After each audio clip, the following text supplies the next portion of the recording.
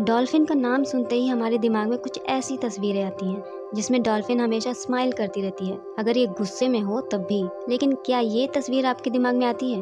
The killer whale, ये भी एक डॉल्फिन की प्रजाति है। विकिपीडिया के अनुसार डॉल्फिन्स की 40 प्रजातियां हैं, जिसमें से 35 प्रजातियां तो समंदर में ही पाई जाती हैं। बाकी की 5 प्रजातियों ने नदियों में डेरा जमाया हुआ है। डॉल्फिन्स अपने इंटेलिजेंस और प्लेफुल बिहेवियर के लिए जानी जाती हैं, और तो और ये मिलिट्रीज में भी काम करती हैं। मिलिट्रीज इन्हें माइंस ढूंढने से लेकर गुम हुए लोगों को ढूंढने के लिए इस्तेमाल करती हैं। डॉल्फिन्स का साइज 5 फीट से लेकर 31 फीट तक हो सकता है, डिपेंड करता है कि ये कौन सी प्रजाति से हैं। माउस डॉल्फिन का साइज सबसे कम और ऑर्का यानी कि व्हेल का साइज सबसे ज्यादा पाया गया है। साइज के अकॉर्डिंग ही इनका वेट 50 किलो से लेकर 10 टन तक हो सकता है। कॉमन लैंग्वेज में बड़े साइज के डॉल्फिन को व्हेल कहा जाता है और छोटे साइज के डॉल्फिन्स को डॉल्फिन ही कहा जाता है। मेल डॉल्फिन्स को सांड, फीमेल डॉल्फिन्स को गाय और नन्हे मुन्ने डॉल्फिन्स को बछड़ा कहा जाता है। डॉल्फिन्स मछली की तरह पानी में सांस नहीं लेती हैं, क्योंकि ये मछली नहीं है। इन्हें सांस लेने के लिए पानी की सतह पर आना पड़ता है, जहाँ पर ये अपने सर के ऊपर मौजूद ब्लो होल के जरिए हवा में सांस लेती हैं। डॉल्फिन्स एक बार सांस लेने के बाद पानी में करीब आधा घंटा तक रह सकती हैं। उसके बाद इन्हें सांस लेने के लिए वाटर सरफेस पर आना ही पड़ता है। डॉल्फिन्स की सुनने की एबिलिटी इतनी ज्यादा होती है कि अगर ये अंधी भी हो जाएं तो भी सरवाइव कर जाएंगी। डॉल्फिन्स कम्युनिकेट करने के लिए क्लिक्स, विसल यानी कि सीटी जैसे साउंड्स निकालती हैं। ये टच करके और ख़ास तरह के पोस्चर बना के भी कम्युनिकेट कर सकती हैं। हर डॉल्फिन का अपना एक यूनिक साउंड होता है जो उसकी पहचान बताता है। डॉल्फिन्स कई टूल्स को इस्तेमाल करना जानती हैं। फॉर एग्जांपल, शिकार की तलाश में अपने मुंह को प्रोटेक्ट करने के लिए ये स्पंजेस को यूज़ करती हैं, और कभी खेलने का मूड हो तो किसी भी चीज़ को लेके या किसी जानवर को लेके कैच खेलने लगती हैं। डॉल्फिन्स के सोने का तरीका भी निराला ही होता है। ये पानी की सतह के थोड़ा सा नीचे लटक कर सोती हैं, वर्टिकली या फिर हॉरिजॉन्टली। इनकी स्किन के नीचे फैट बहुत ज़्यादा होता है, जिसकी वजह से ये तैरती हुई लकड़ी की तरह हो जाती हैं।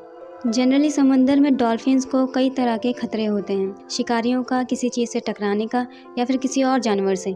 इसलिए डॉल्फिन्स अपनी एक आंख और आधा दिमाग खोल कर सोती हैं, ताकि ये किसी भी तरह के खतरे से निपट सकें। लेकिन ऐसी जगह जहाँ पे डॉल्फिन्स को किसी भी तरह का कोई भी खतरा ना हो, वहाँ पे डॉल्फिन्स अपनी दोनों आंखें बंद करके आराम से सोती हैं।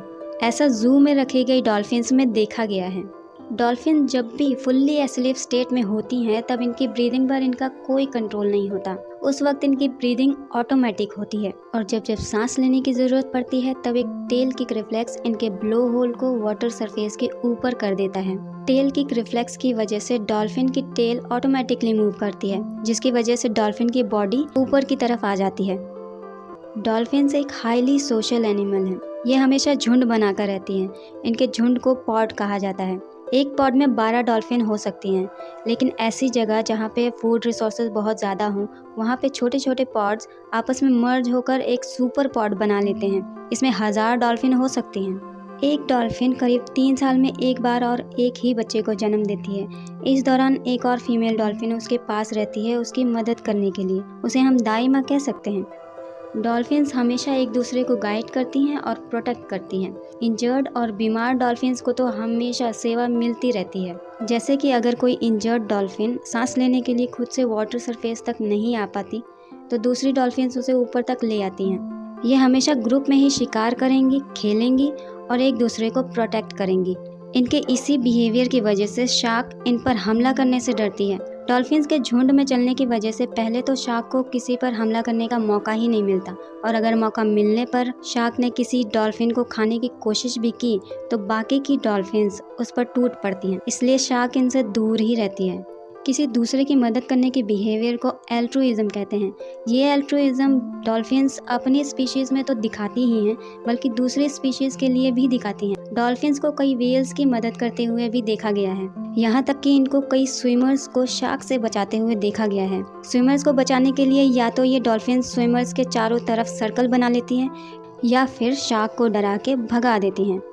सोशल बॉन्डिंग की बात करें तो फीमेल डॉल्फिन की फीमेल डॉल्फिन से और मेल डॉल्फिन की मेल डॉल्फिन से ही स्ट्रॉन्ग बॉन्डिंग बनेगी।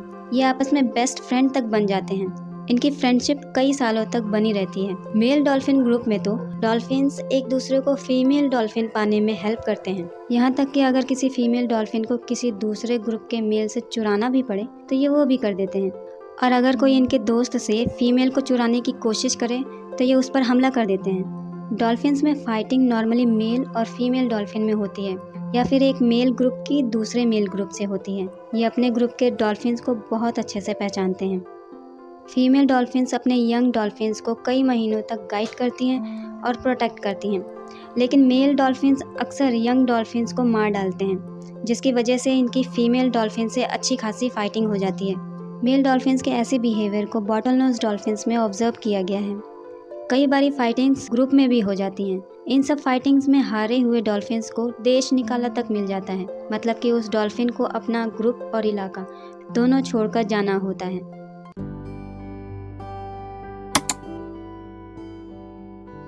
Thanks for watching this video. Jai Hind.